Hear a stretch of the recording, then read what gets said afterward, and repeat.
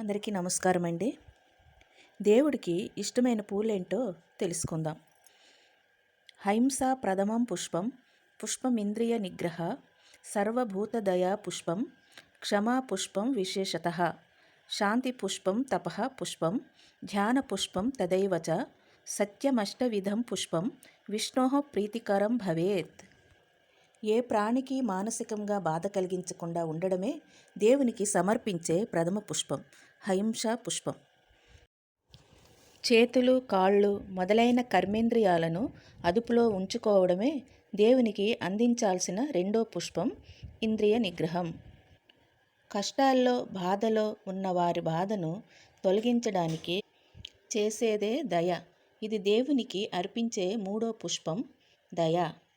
ఎవరైనా మనకి అపకారం చేసినా ఓర్పుతో సహించడమే క్షమ.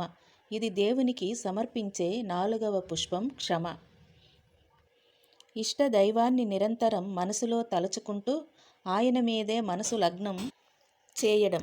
ఇది దేవునికి అందించే ఐదో పుష్పం ధ్యానం. మానసిక, శారీరక, వాచ నియమాలు ఉండడం తపస్సు. ఇది దేవునికిచ్చే ఆరవ పుష్పం తపస్సు.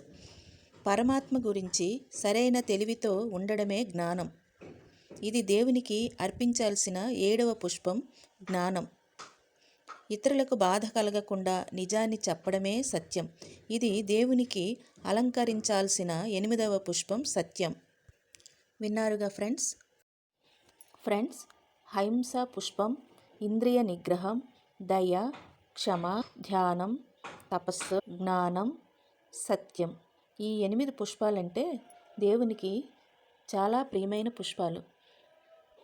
కాబట్టి మనందరం కూడా ఈ 8 పుష్పాలను దేవునికి సమర్పించుకుందాం. శుభమస్తు.